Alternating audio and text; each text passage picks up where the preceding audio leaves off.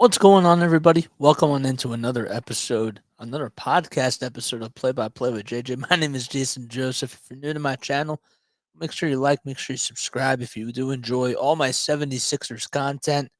That's what we do on here, and we're gonna be doing some post game shows too. I did a trade deadline reaction yesterday, and now we're going to be doing some post game shows, and I'm really excited about that. I wanted to be sure to incorporate those because it's a different type of an audience, and I want to be sure to try.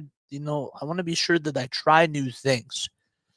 So the game tonight, okay, we had a game tonight, and the Sixers I thought played really, really well for the most part. I really do. They started off a little bit shaky. It was a 20-7 run. Jalen Brunson literally just could not be stopped in that first quarter and somehow, some way found open buckets, and he just had the hot hand. But then this is the same guy that put up a donut in quarter number two. And the Sixers, I give them credit because they tried to find or they finally tried to figure him out. And I thought that they did a really good job with that. And it really just started off with the defensive adjustments in that second half. They were trailing 65-59 going into halftime. And I don't know, man. I really actually thought that this team had a little bit of like some makeup to them, if that makes any sort of sense whatsoever. Really thought that they actually did a really good job out in transition, and they played a lot stronger basketball. And hopefully that can kind of continue to go as we continue to go on throughout the season because this team, let's just be honest with ourselves, they've been very inconsistent as of lately. And when you lose to the Boston Celtics 106-99 with four of their starting players out, you have to make a statement. You have to go out there. You got to fight for everything that you possibly can. And you have to make sure that you do a really darn good job at taking care of the basketball. And they did. They did a really good job in that department tonight. So they win 119-108. The one thing that actually really struck me tonight was just the fact that Tyrese Maxey actually had like a coming out party, if you will, off the bench. Now he had a really good game against the Spurs. Like, don't get me wrong, he played very well against the San Antonio Spurs. But I don't know. I just thought that he looked confident out there. He looked poised. He looked like he wanted the ball. He had this feeling. He had this game where it was just like, give me the ball.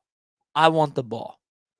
I want to be able to work around screens. I want to be able to take the ball myself, and I'm going to lead the bench unit tonight. And I think that he finally actually had a phenomenal performance, and he looked like the old version of Tyrese Maxey. So I'm happy that he did that. I'm not so happy with the fact that Doc continues to bring him off the bench, but it worked tonight. It worked tonight. And now we just have to see if this works moving forward. I still say he deserves to be a starter out there with James Harden, but you did see more of that. You did see more of James Harden and Tyrese Maxey out there, and I think that that was one of the main reasons why he did a really good job in that second unit because Harden was also a part of that second unit too. So I don't know, man. I really just feel like that this team played very good basketball in that second half. They only allowed 15 points in that fourth quarter. How many wide open looks did the Knicks get in that first half from Jalen Brunson and even from Julius Randle as they made adjustments, the Sixers, to, you know, try to double team Jalen Brunson more? Brunson had more assists. And then Julius Randle had that third quarter and he started to go off and he started to make things work. But I do have to give the defense a lot of credit because I thought that they stepped up large and they came up large as it is tonight. I really do. I have to give Tyrese Maxey a whole lot of credit on the defensive side. This dude had 3 steals. That's like not even his forte. The fact that he got 3 steals, he had that one play where he got a steal. It was an interception off of a bad pass to Jalen Brunson on an inbound. I believe it was by Hardenstein. And then this dude literally just goes out to the far wing and he puts up a 3-pointer in Jalen Brunson's mouth. And he made it. It was nothing but net. That's how confident Tyrese Maxey was tonight. And I keep telling people this. If Tyrese Maxey can somehow put it together with James Harden and Joel Embiid, this team has the potential of going to the Eastern Conference Finals, but it has to be consistent, and it hasn't been consistent. And other people have to step up. Tonight it was George Niang. I haven't even talked about George Niang yet. This dude was 3 for 5 from downtown. He had 6 rebounds in this game, and he was plus 10. That'll work. That will work. And it got the job done. I was very happy. I mean, the only thing that I thought just didn't go well tonight, and this is just no disrespect to D'Anthony Melton, but he had an off night. He had 5 points out there. He was 1 for 5 from 3. It just wasn't his night. And other people stepped up. Tobias Harris had a couple of really nice plays. I thought,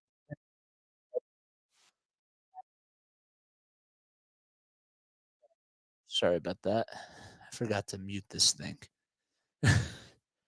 Totally forgot about that. But no, I thought that Tobias Harris had a couple of really nice possessions tonight, even though on the box score and on the stat sheet he had 12 points.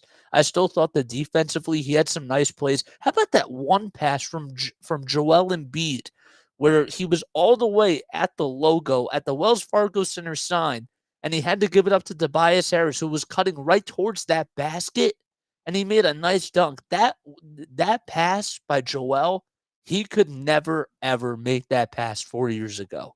He just couldn't. He's gotten so much better as a facilitator and not just as a scorer, but just his overall IQ has gotten that much better. And I really have to give him a lot of credit for that. I thought he stepped up large tonight and he played really good. And James Harden, let's talk about Harden, man. 20 points for him. He had 12 assists. He also had 8 rebounds. He was all over the place tonight. The three-point shooting was there. He's been shooting the ball very well from beyond the arc as of lately. He has to be more selfish. And that's the thing that I just keep going back to. If James Harden can still be a good facilitator, but he can get his own shots, that's going to help this team out tremendously. It truly is. He was plus 16 from the floor, and that will work in a playoff game. So I understand that this team is coming off of a bad loss against the Boston Celtics, and the Celtics are like the team to beat in the Eastern Conference, and the fact that they were undermanned and they still were able to somehow handily beat the Sixers, that puts a dent into things, okay? And that's why we were really ticked off even more yesterday at the trade deadline. But that doesn't mean that the season's over yet. We were just really frustrated because we just want this team to come out at the second round. That's what this comes down to. And while, yes, they didn't have such a good outing, against the Celtics, they played a lot better today. They played a lot better in that second half. And when you only give up 15 points in that fourth quarter, that says a lot about your defense and how much they were able to do a better job out in transition. And I did see a lot of wide open looks in that first half and that first quarter, specifically to Jalen Brunson, but they did a much better job guarding the perimeter. That was one thing that they truly struggled with, and I do have to tip my cap to Dan Burke and the 76ers defense for making those adjustments. I also have to say this, okay? I want to get to Doc Rivers right now because Doc, and rightfully so, this man has been getting a lot of heat, and he deserves it. He totally deserves it. He's not the best coach. He's made a lot of mistakes, but he finally listened to the fans tonight. This dude finally played Paul Reed as the backup center. And look, while he didn't have any points, he was such a huge impact defensively and rebounding wise. Stood at 2 steals. If he can play, he's an athletic center, okay? You have to try something new. And that was my whole thing about putting in Paul Reed as the backup center for Joel is just why not try it? When you're only putting him in to play with 57 seconds left in that second quarter going into halftime, how is he going to be able to thrive with that role, if that makes sense? Tonight, he played very well. He played 10 minutes, and I thought that his impact was great. There's a reason why he was +4. It was because of the defense, and it was because of the rebounding. Now, he did get into a little bit of foul trouble, but that's what happens. That's what happens. when you don't play him a long time, he doesn't understand that he has to do a better job. You know what I mean? Because he's not getting those minutes. So you have to play him more. And he did.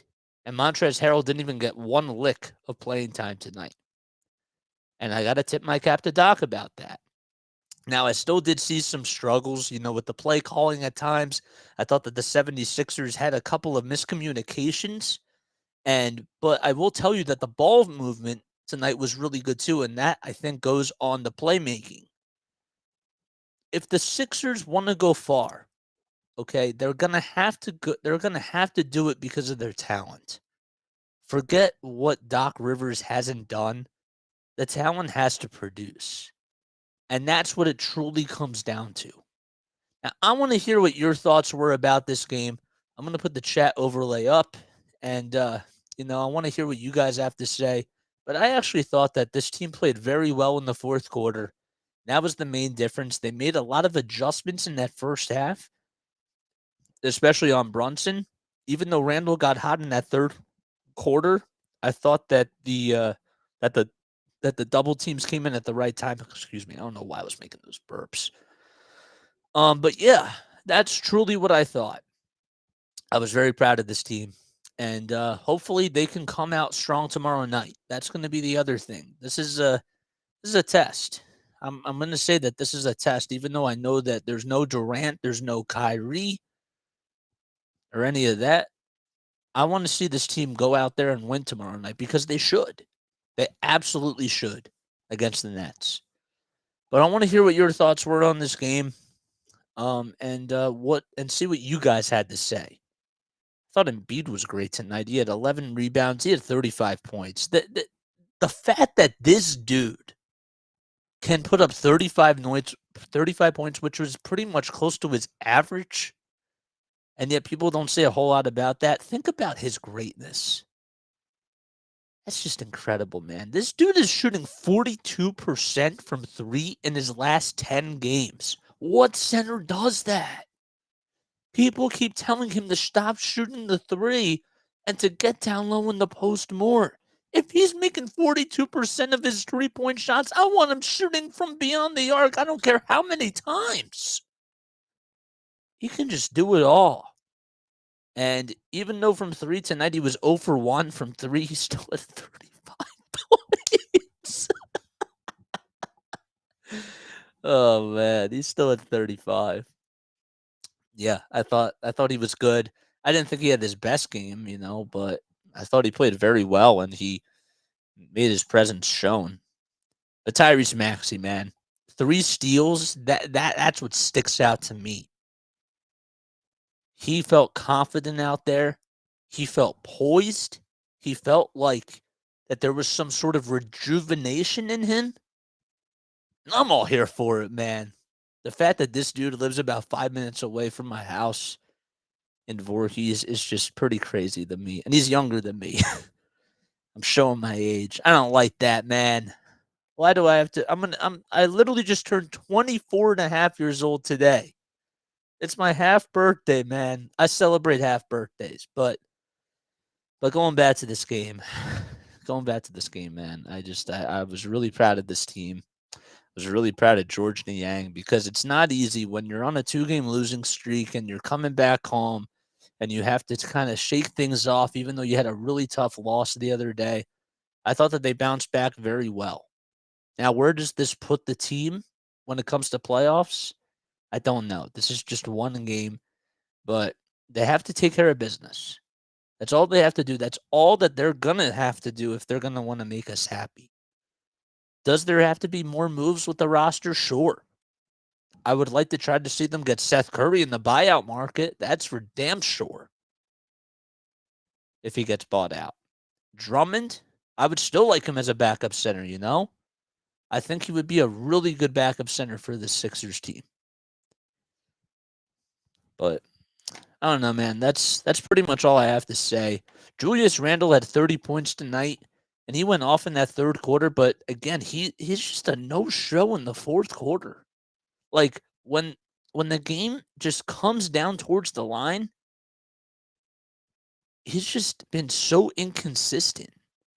And if the Knicks, I mean, I know that I'm not supposed to be focusing on the Knicks, but I'm just telling you, if the Knicks like want to go far and take that next step, I mean, Julius Randle is just not the clutch guy. It could be Brunson, it could be Barrett, but I don't think Julius Randle is that number one guy in crunch time. Just my 2 cents. But yeah, Embiid with 35 and 11, Harden with 20 and 12. Only had 3 turnovers in this game. That's good. And even though D'Anthony Melton struggled tonight, Tyrese Maxey made up for it and had 27 on the bench. That'll work. That will absolutely work. Alrighty. Well, if I'm sure that I know that we don't have anybody here on the chat in the chat tonight, but we're going to be doing this more. And I just wanted to come on here and just give you a little bit of like a recap of what happened in this game. And, eventually, hopefully more people will join as we continue to do this. But yeah, man, I think we're going to wrap things up here. My name is Jason Joseph. This is Play by Play with JJ. If you haven't done so already, be sure to head on over to my YouTube channel. Make sure that you like, make sure you subscribe, hit the notification bell icon too, so that way you know whether I go live and call a Sixers game or if I'm on here for a post-game pod. Y'all are the best. I love you guys so much, and I will catch you all tomorrow night for the Brooklyn Nets game as the Sixers take on the Brooklyn Nets. That will be at 6:00 p.m. Eastern time. We'll also be back on here for the post-game show too. I will catch you all tomorrow night on Play by Play with JJ. Have a good night.